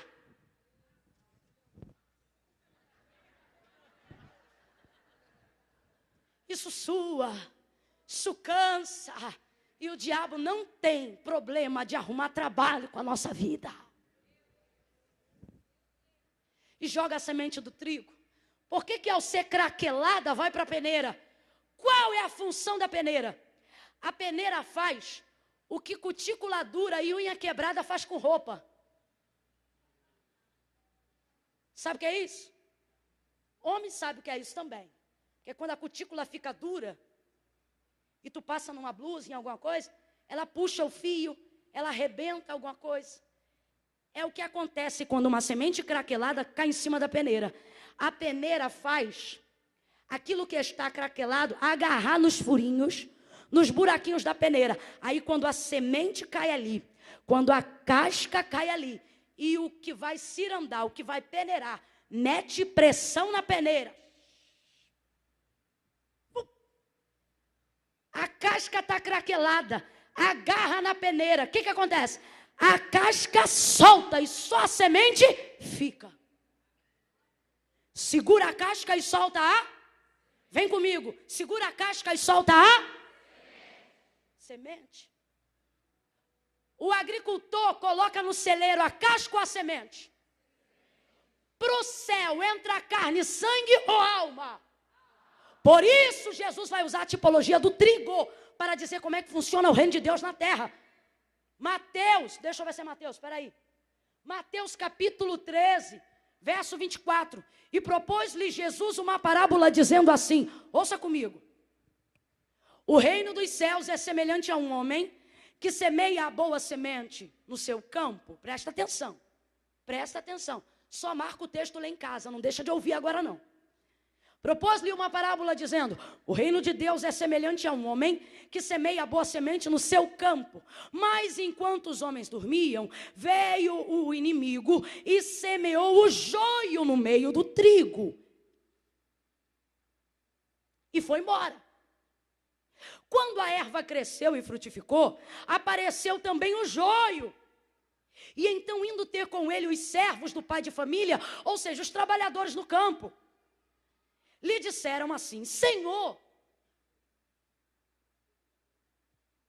tu não semeaste apenas a boa semente? Quem é a boa semente, gente? Vamos lá, quem é a boa semente? Se tu não falou, eu vou me rasgar todinho aqui. Quem é a boa semente? Isso. Senhor, tu não semeaste apenas a boa semente no teu campo? O campo é de quem? Vem comigo e diga, do Senhor. O campo é de quem? E no campo do Senhor ele só semeia a boa, e a boa semente é o? Vem comigo. Mas quando a erva cresceu e frutificou, e apareceu também o joio, perguntaram então eles isso ao Senhor. Pelo que respondeu-lhe o Senhor, foi o inimigo quem fez isso. Quem fez isso? Chegou na calada da noite, semeou o joio no meio do trigo e meteu o pé. Quando eles acordaram, a semente já estava plantada e eles não viram. Só puderam ver o crescimento do joio quando o trigo também começou a crescer. Aí os servos disseram ao Senhor, Senhor, quer que nós vamos lá agora e arranquemo-lo? Porém o Senhor lhe disse, não! O Senhor disse o quê? Não. Isso com ponto de exclamação. O Senhor disse o quê? Não! Não! Olha a preocupação do Senhor em proteger a boa semente. Não! Porque há de ser que na tentativa de colher o joio, vocês vão arrancar também com ele o trigo. Não! O Senhor está dizendo, não mete a mão no joio. Escute aí. Deixai crescer juntos até a ceifa, até o dia da colheita. E quando estiverem grandes, digam ao ceifeiro, colhei o joio e atai nos molhos para o queimar. E então colhei o trigo e recolhei-o dentro do celeiro. Irmã Camila, o que isso tem a ver com Lucas 22? Tem tudo a ver, porque eu estou falando de reino. A parábola de Jesus, lá no capítulo 13 de Mateus, fala de reino. E Pedro será o pioneiro do apostolado da igreja. Eu estou falando de alguém que está sendo tratado para implementar a visão de reino que Jesus está deixando. Quem está comigo, diga amém. Nesse processo, eu estou falando que está no reino um cabra sanguíneo. Um homem que acabou de me arrumar uma discussão na ceia. Jesus olha para ele e diz, meu pai me confiou um reino e eu estou entregando na tua mão, cabra. Aí ele diz, Simão, Simão. Quando ele toma um couro de Jesus, Jesus diz, ó, Satanás te pediu para se andar como trigo, mas eu roguei ao Pai por ti. Qual é a dele? Fica quietinho. Foi disciplinado. Recebeu uma palavra exortativa. Mas toda exortação vem acompanhada de livramento. Porque Jesus está dizendo, você recebeu livramento esses dias. Eu roguei ao Pai por ti. Roguei por quê? Porque eu sei que você vale a pena. Aí você diz, mas é um vacilão. Com todo respeito. Mas é sanguíneo. Mas quando Satanás pediu para se andar, não pediu para se andar como joio. Pediu para se andar como? Como? Satanás sabe, ele é sanguíneo, mas é do reino. Ele é intempestivo, mas ele está no reino. Ele vai sacar a espada para cortar a orelha de soldado, porque ele ainda precisa aprender, mas ele é do... O Senhor está dizendo, até o diabo já sabe que você é do reino, então se comporta como quem é do reino. Pedro, ao ouvir a palavra de despertamento, de vez de ficar quieto, não, ai, vai dizer assim, Senhor, só Jesus é Jesus, o resto é a gente, né? Senhor, estou pronto. Quando Jesus disse assim, Satanás te pediu para se andar como trigo, mas eu roguei ao Pai por ti, para que não desfaleças a tua fé. Jesus está dizendo, Pedro, você é trigo, mas ainda não está maduro. Então eu roguei ao Pai, para que você só seja tentado quando estiver maduro. Se é trigo, tem que ser peneirado, sim ou não? Se é trigo, será provado, sim ou não? Se é trigo, será testado, sim ou não? Se é trigo, vai ser peneirado. Só que olha a diferença. Só vai para a peneira trigo maduro. Agricultor, dono de campo, não coloca trigo novo na peneira. Vou te explicar o processo do crescimento do trigo. Redobra a sua atenção, porque eu estou falando de você. De mim, do reino.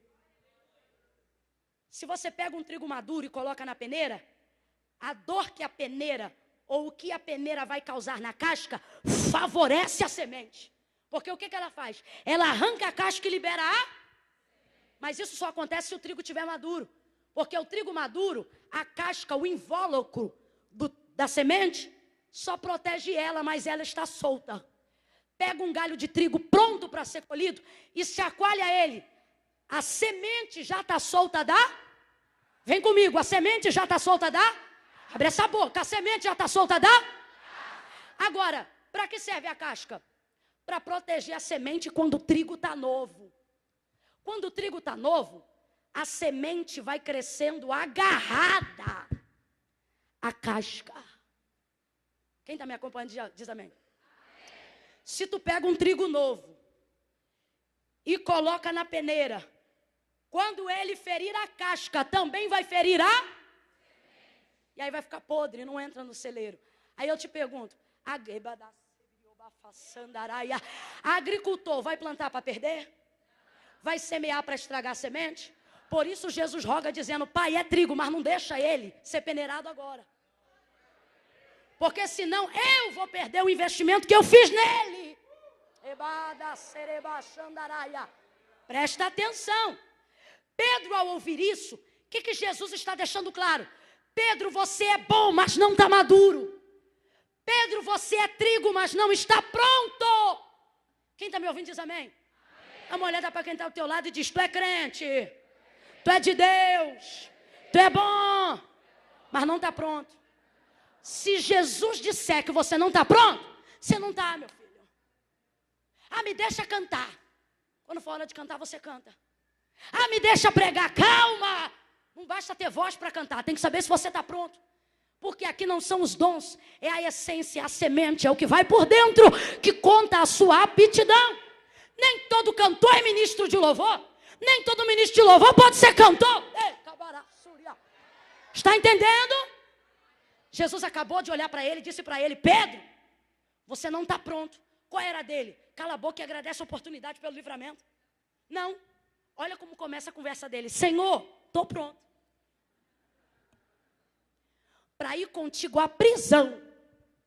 E até a morte, se for preciso. Irmão. Por que ele falou isso? Porque o problema não foi só Jesus dizer que Satanás queria cirandar a ele. Foi Jesus ter olhado para ele e ter dito assim, quando tu te converteres. Acabou de cear. E Jesus está dizendo, você não é? Você acha o quê? Que estar atrelado ao rol de membros faz de você crente? Você acha o quê? Que postar uma Bíblia na capa do Facebook garante a sua salvação? Você acha o quê? Que saber cantar meia dúzia de canções com a gente torna você salvo? Jesus está dizendo, você pode ser crente sem ser salvo, sabia?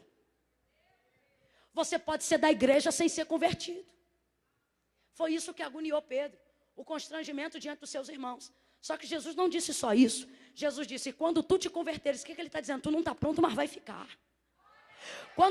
Ei, não deixa a exortação de Jesus, não deixa a disciplina de Jesus, não deixa o trabalhar de Jesus agora te fazer esquecer o que Ele tem para você depois. Pega na mão de alguém aí, em nome de Jesus, segura a mão dessa pessoa, segura com graça e diga para ela: não deixa o que está acontecendo com você agora atrapalhar o processo.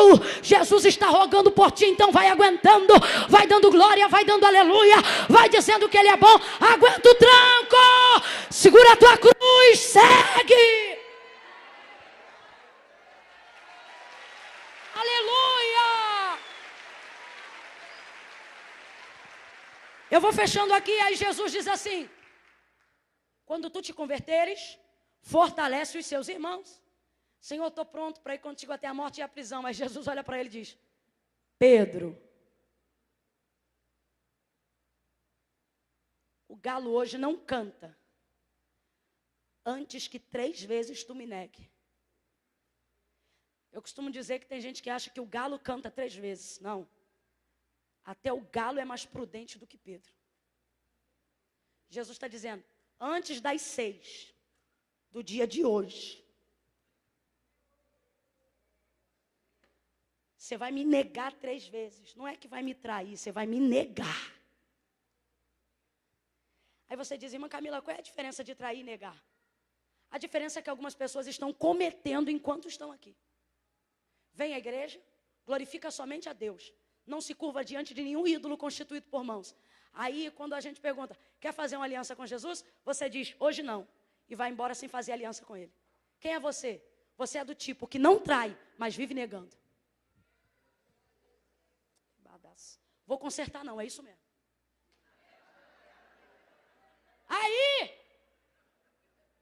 Aí, ele diz: nunca vi, não sei quem é, não conheço. E o galo canta, e quem passa? Jesus, na hora. O texto vai dizer que o olhar de Jesus bateu de frente com o olhar de... Sobre o ombro Jesus passava e o olhou. Parece cena de filme. Ele diz: nunca vi, não conheço. Quando ele diz: não sei quem é, o galo canta. Jesus passa, ele olha. Estou pronto. Tá pronto para chorar amargamente. Tá pronto para aprender com os erros. Tá pronto para passar pelo processo para saber o que é amadurecimento. O texto vai dizer que ele sai dali e chora amargamente. Jesus volta, ressuscita ao 3º dia. Se tem crente do Cristo ressurreto, diga glória a Deus. Jesus volta e ressuscita ao 3º dia. Jesus volta e ao 3º dia está de pé. Oh! Pedro está escondido. Jesus visita Pedro. Quando aproxima, que vê ele na praia, João diz: eu acho que é ele. E Pedro já se joga na água. Meu Deus, o homem voltou. Jesus vai até ele. E quem está em volta deve estar pensando: vai tomar 3 meses de banco. 1 mês para cada negativa. Vai castigar ele. Ih, vai perder o apostolado. Ele não sabe ainda o que é isso. Ei, vai sair do grupo. Vai ser excluído do Zap. Jesus encontra Pedro e diz: Pedro, tu me amas? Senhor, eu amo. Pedro, tu me amas? Senhor, eu amo. Pedro, e ele já pensa: 3ª vez. Tu me amas? No grego está escrito assim: tu agapa-me. Que Jesus está dizendo não é apenas assim: tu me amas. Jesus está dizendo: tu me ama como eles me amam. E quando ele diz eles, possivelmente está apontando para João. E o texto diz que João foi com Cristo até o Calvário. E Pedro tem uma rixa com João. Nesse mesmo dia que eu estou fazendo esse relato, Pedro entende que ele não perguntou 3 vezes à toa. Aí ele disse assim: Senhor, respondeu diferente das 2 primeiras. Ele diz: Senhor, tu sabes que eu te amo. Tu sabes o quê? Tu sabes que a despeito do que eu fiz naquele dia, enquanto você fugir dos teus erros, você não fica pronto. Quando você aprender a confessá-lo, Jesus não vai te disciplinar, vai te promover. Olha para alguém e diga: confessa. Não, olha aí e diga: confessa. Eu quero que alguém olhe para mim, porque eu também preciso ouvir. Diga: confessa. Tem que calma, tem que confessar. Meu Deus, começou a acusação. Confessa. Não são os nossos erros que nos distanciam do reino, é a nossa falta de confissão que deixa a gente longe. Quando ele confessa, Jesus diz para ele: então, apacenta as minhas ovelhas. Não, acho que você queria 3 meses de banco. Eu vou falar de novo. Ao invés de castigá-lo, de discipliná-lo, Jesus diz para ele: então apacenta as minhas ovelhas. Jesus está dizendo: quando você começar a confessar, eu não vou te abater, eu vou te promover nas revelações do meu reino. Ministério de Louvor, corre para cá. Escute aí.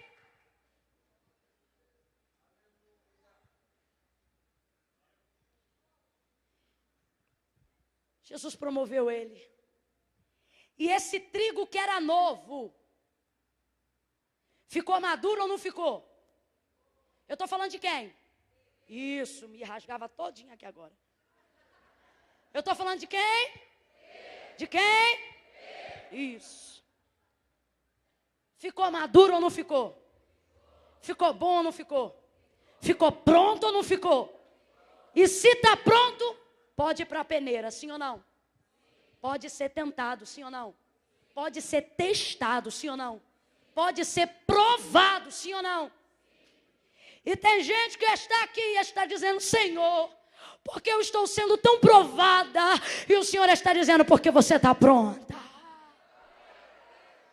Outros já dizem: Senhor, porque eu estou sendo tão testado? E o Senhor diz: porque você está maduro. E você olha para alguns trigos novos no caminho e você diz: estou eu aqui lutando para viver uma vida de santidade. O trigo novo está ali todo se arrebentando e não acontece nada com ele. E o Senhor está dizendo: é que eu estou protegendo a semente dele, para que ele chegue no ponto que você está. Não fique achando você que chegou onde está agora, sem que antes eu não tivesse rogado ao Pai por ti. Enquanto eu pregava aqui, falava sobre o trigo. Mas na parábola Jesus diz que no reino também tem o inimigo que semeia o... E quem é o joio? O joio é semente de Satanás. Agora olha que coisa interessante, não sei se você já parou para perceber. Eles semeiam o trigo, que é a boa semente, de manhã. À noite o inimigo semeia o joio.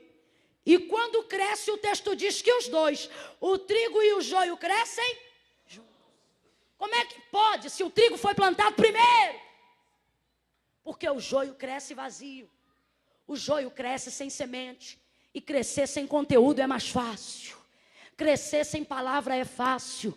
Crescer sem escola dominical é fácil. Crescer sem consagração é fácil. Crescer usando status midiático é fácil. O que é difícil é se sustentar depois que chega lá em cima.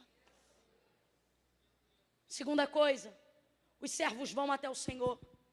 Senhor, nós vamos lá e vamos arrancar. E o Senhor diz: não. O que é que isso tem a ver com o que acontece no reino? Que eu vou dizer agora. Tem gente achando que só porque faz parte do campo e só porque trabalha com a boa semente tem direito de arrancar a semente ruim.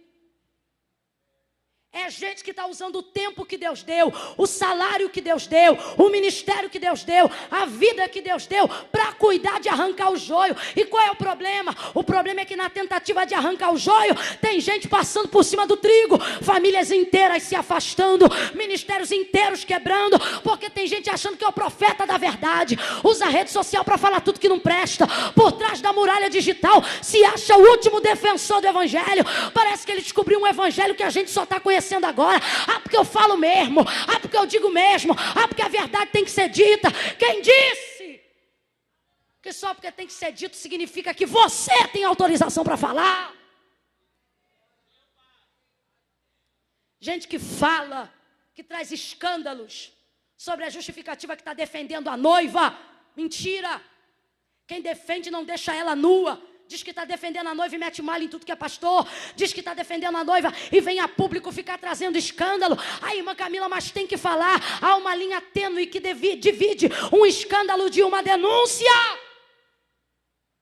E se você expõe a noiva, se você expõe a igreja, se você desgraça famílias, você não está protegendo, você está deixando a nua em público. E ainda diz, eu sou do reino. A avidez de querer defender pode fazer com que te leve a cometer um equívoco no jeito que você faz. Quando eles dizem, Senhor, quer que nós vamos lá e arranquemos agora? Eles fazem isso na tentativa de proteger o joio, sim ou não? Perdão, o trigo, sim ou não? Sim, só que o Senhor diz não. Aí eu te pergunto, quer dizer que agora o Senhor tem parte com o inimigo só porque não quer que o joio seja arrancado? Não, o Senhor tem parte com o trigo. Quando o Senhor diz não para arrancar o joio, não é que Ele quer defender o joio. É porque na tentativa de arrancar um joio, eles vão ferir o trigo. E você diz, qual o problema de ferir o trigo? Escuta aí. O problema é que você semeia uma semente de trigo e ela te dá, se te der pouco, ela te dá 10. Se te der médio, ela te dá 20. E se ela te dá muito, ela te dá 30, 60 e até 100 por um. O trigo é rentável. O trigo é lucrativo, o trigo é benéfico, o trigo é a semente mais comercializada no mundo, recentemente perdendo para a soja, só porque foi geneticamente transformada. Estou falando do trigo. O Senhor está dizendo que a boa semente que Ele planta é o... Olha para quem está ao seu lado e diga, você é trigo. Não, olha para ele e diz, você é trigo. Volta a olhar aqui para mim. E o joio? O joio é tão ingrato. O joio é tão do inimigo que ele não devolve nem a semente que ele planta. No ramo do joio não cresce nada. O joio não dá fruto. Aí os servos fazem isso aqui, ó. Se a gente arrancar o trigo, o joio, e morrer um trigo, pode ser, Senhor? Não, não pode. Porque não vale a pena. Nem que você arranque 1000 feixes de joio. Se no meio de 1000 feixes de joio tiver que perder um trigo, não valeu a pena. Porque 1000 feixes de joio não dão nada. Senhor, mas e se a gente conseguir arrancar 30.000 feixes de joio? E no meio disso a gente só perder um facho de trigo ou 2? Não! Por quê? Porque você pode arrancar 100.000 fachos de joio. Um facho de joio não vale? 2 fachos de joio não vale? 1000 fachos de joio não vale? No final ele vai ser queimado de todo jeito, porque ele não vale nada. Mas o trigo, um só, já vale por 10. Aí quando você vê o Senhor dizendo, não toca no joio, não mexe no joio, não arranca o joio, você pode pensar assim, está protegendo o joio. Não, ele tem prioridade com o trigo. O que é que Jesus está dizendo? Jesus está dizendo, ao invés de usar a tua vida para cuidar do joio, usa a tua vida para cuidar do trigo. Por quê? Porque o joio não produz nada. Joio não prega, joio não canta, joio não salva, joio não liberta, joio não participa do ministério, joio não frequenta, joio não promove, joio não edifica, joio não constrói. E tá aí você, o culto acaba e você vai ver o que o joio está fazendo. Deixa eu ver se o joio foi para a festa. Deixa eu ver se o joio estava na balada. E o trigo está no hospital precisando da sua visita. O trigo está precisando da sua ligação depois do culto. E você está usando o tempo que Deus te deu para cuidar do joio. E o Senhor está dizendo, tira a mão do joio. Você foi feito para trabalhar com trigo. A prioridade é o trigo. Ao invés de ver quem foi para a balada, ver quem é que precisa receber ceia em casa. Jesus está dizendo, vai visitar o trigo que está no presídio. Vai visitar o trigo que está no hospital. Para de ocupar o seu tempo cuidando do joio. O joio não é problema seu. Escute aí, eu vou fechar. Oi, irmã Camila. Mas quem é que vai cuidar do joio? O servo que não é. Porque quer dizer que agora então o diabo planta e quem colhe é você? Está ganhando quanto para isso? Quem semeou a boa semente foi o Senhor. Mas o texto diz que o Senhor fala. Quem foi que semeou a semente ruim? Quem? Quem trabalha para joio é funcionário de Satanás. Quem compartilha o que o joio começa, trabalha para o diabo. E ele também tem um reino. E nessa noite o Senhor está dizendo, ou você é contra, ou você é a favor. Porque no meio, ninguém fica. Por quê? Porque o diabo não deixa. Deus te dá direito de escolha. Mas se você fica na divisão, o diabo te cata. É como conta uma historinha de provérbio antigo. Está o cidadão em cima do muro. Do lado de cá o anjo está dizendo, vem para o lado do Senhor. Vem para o lado das coisas de Deus. E o cidadão está em cima. Espera que eu estou em dúvida. E do outro lado está o diabo e não fala nada. E do lado de cá o Senhor está dizendo, vem para cá, vem receber as coisas do alto. E o cidadão está no meio do muro. Ele vê que de um lado o pai fala. E de outro lado o diabo nada diz. Aí ele diz para ele, e você aí? Não vai fazer torcida para ir para o teu lado não? E ele diz, não precisa. O muro é dele. A indecisão compete ao império das trevas. Aí você diz, irmã Camila, eu não quis escolher. Não querer escolher também é uma escolha. E ele escolhe por você. Por que o Senhor disse que Pedro é trigo, mas não está pronto para ser tentado? Porque é trigo novo.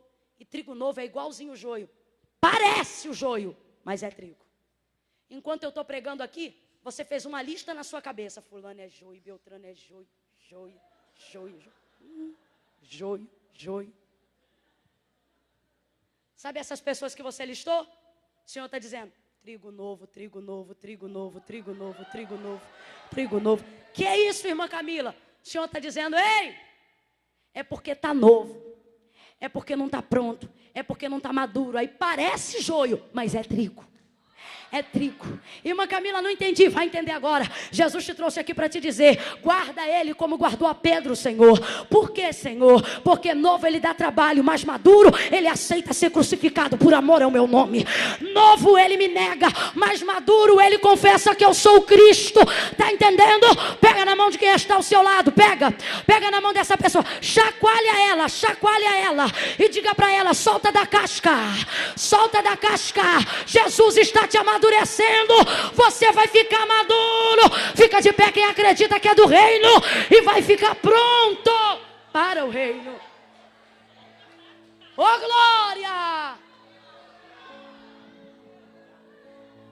Faz uma música infantil aí, faz um pilim pim pim, uma música de trigo novo. Isso, vai. Explora mais um pouquinho, vai. Isso, Danoninho.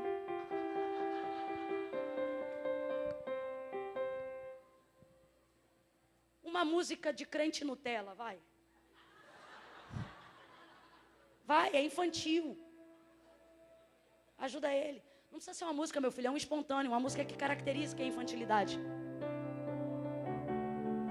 É, Nutella.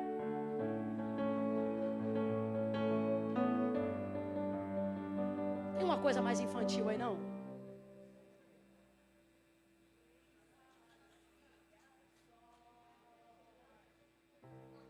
Esse trigo deve ser muito maduro, não deve nem ter tido infância, coitado.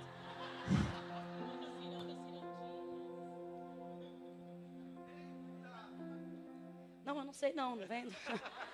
Eu quero só...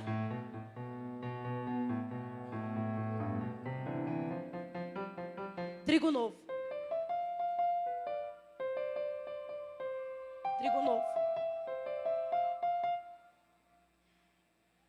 A fase que você acha que sabe, mas não sabe. Acha que tem, mas não tem. Acha que pode, mas não pode. Trigo novo. Aquele marido complicado que você acha que não tem mais jeito. Esse casamento que você acha que está na hora do divórcio. Trigo novo. Esses músicos são muito preparados, mas eu já tive que lidar com muito trigo novo. Líder de ministério de louvor, vez ou outra, tem um facho de trigo novo. Camarada passa gel no cabelo e acha que tem que chegar na hora que o culto começa. Trigo novo. Não vem nos ensaios e quer cantar no domingo à noite. Trigo novo. Numa hora dessa, quem é trigo maduro ou quem é servo do campo, tem vontade de rasgar da lista. Fala, não vai cantar na festa, não vou botar no congresso, não precisa nem vir. Aí o Senhor diz, bota aí. Por quê? Porque é novo, mas é trigo. Trigo novo dá trabalho, trigo novo dá? Pega espada quando Deus manda guardar, corta a orelha do soldado quando Deus manda perdoar. Trigo novo vem para a reunião só para atribular o ministério. Ó, a cor do uniforme vai ser assim, eu não uso rosa. Trigo novo.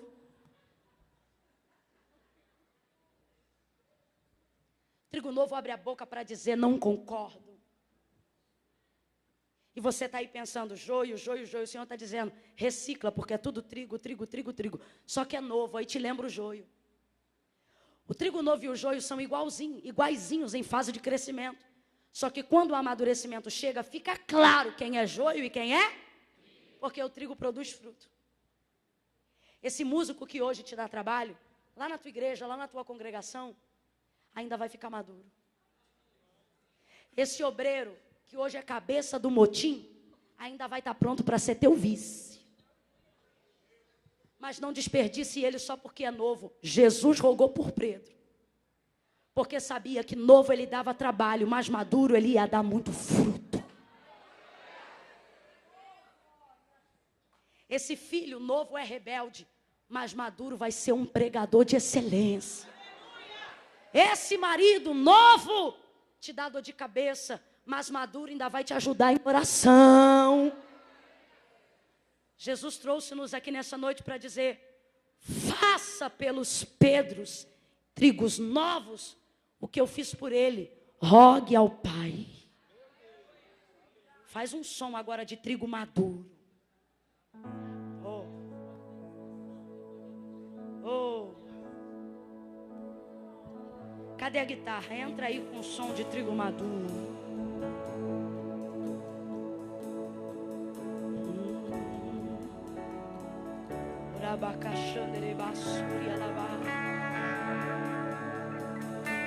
Coloque em seu coração um espírito de súplica.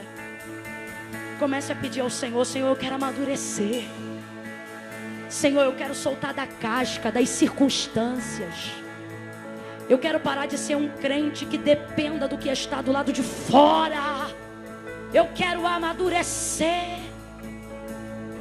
Eu quero crescer para glorificar o teu nome. Paulo disse, quando eu era menino, andava como menino, falava como menino, fazia coisas de menino, mas agora eu cresci. Oh, eu cresci. É noite de amadurecimento, igreja. O Senhor nos trouxe aqui para nos dizer, é chegado o tempo de você amadurecer. É chegado o tempo de você entender que a dor não é para te ferir, mas é para tirar de você o melhor. Essa peneira, esse problema, essa prova, essa dor é para melhorar você. É para melhorar você. É para amadurecer você. Oh, Deus. novo ele deu trabalho,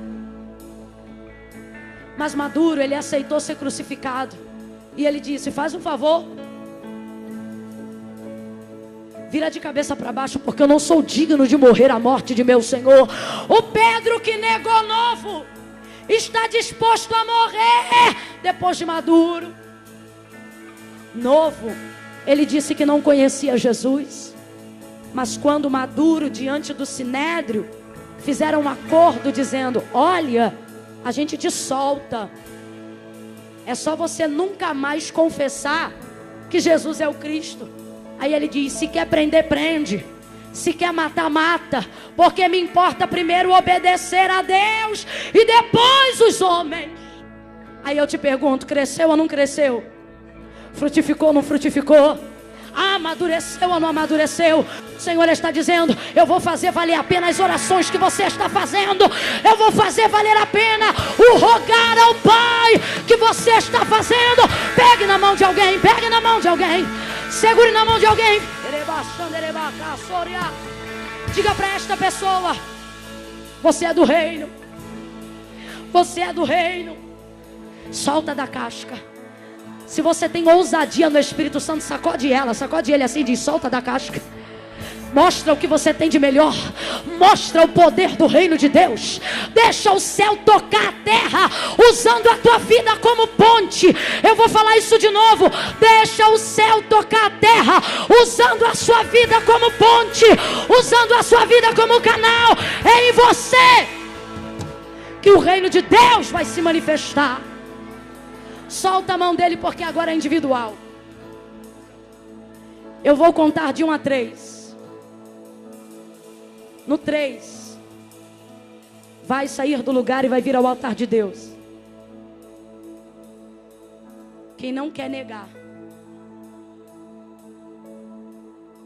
quem vem aos cultos, participa nos domingos, assim como Pedro, ama ao Senhor, não trai. Não trai porque não deita oferta diante de outros deuses, não se curva diante de ídolos constituídos por mãos de homens. Diz até assim: eu estou afastada, eu sou desviado, eu não sou da igreja não. Mas quando a coisa aperta, você só diz Jesus. Ai, Jesus. Quando vê vulto, há poder no sangue de Jesus. Ele diz para mim: Camila, ele não me trai, nunca me traiu, mas me nega, porque me conhece. Mas quando a gente pergunta: quem quer reconhecer? Você finge que não vê. Desculpa, mas é do jeito que o Espírito está me mandando dizer. E ele está dizendo a alguém aqui: vai me negar até quando? Vai fingir que não me conhece até quando? Fala comigo lavando louça, fala comigo dirigindo carro. Quando precisa que uma porta se abre e é o meu nome que você clama, é comigo que você anda. Quando você deita na cama, você só dorme em paz, porque sabe que eu velo o teu sono, diz o Senhor. Mas quando pergunta quem quer confessar, quem quer reconhecer publicamente, você faz cara de brisa e finge que não precisa fazer isso. Ele está aqui no meu coração. Se está no teu coração, confessa com a tua boca, Pedro. Irmã, eu não vou aí no altar porque não precisa. Deus sabe, mas não concorda. Porque Jesus disse: quem me confessa diante dos homens, eu também o confesso diante do meu Pai que está no céu. Confessa, Pedro. Confessa, homem. Deus está falando comigo aqui, que Ele está tocando ao coração de homens maduros.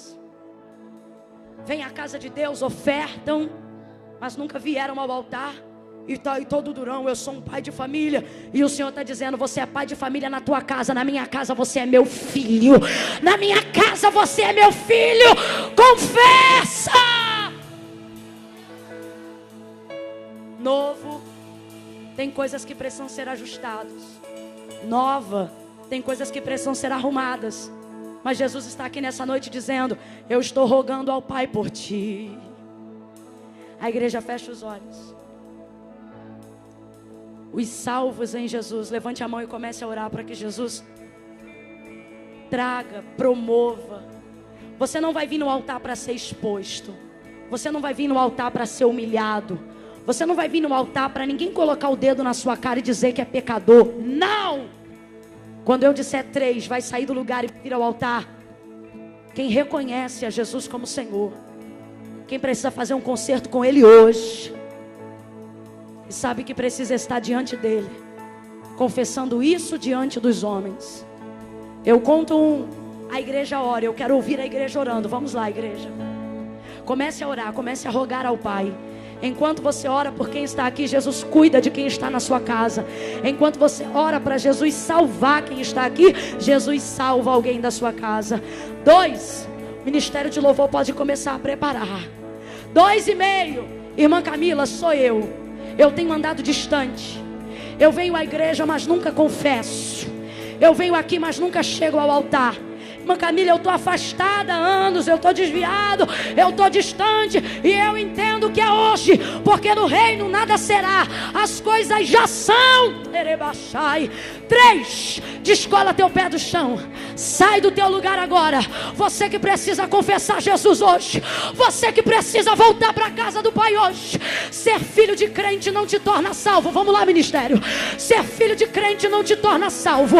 É noite de você ter uma aliança com Jesus. Quem quer voltar, vem agora. Quem precisa confessá-lo, vem agora. Irmã Camila, minha mãe é, mas eu não sou, então venha. Irmã Camila, meu pai é, mas eu não sou, venha. A minha avó é, então sua avó é salva, você precisa ser salvo.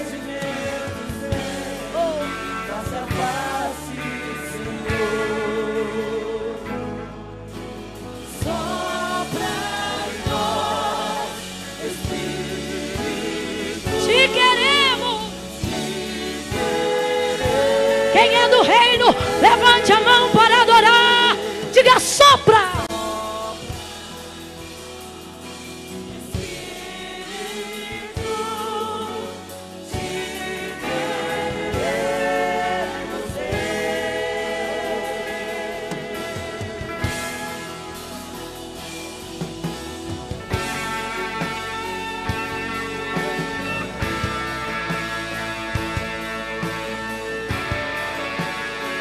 Tira os impedimentos, Senhor. Glorifica o teu nome. Se você sabe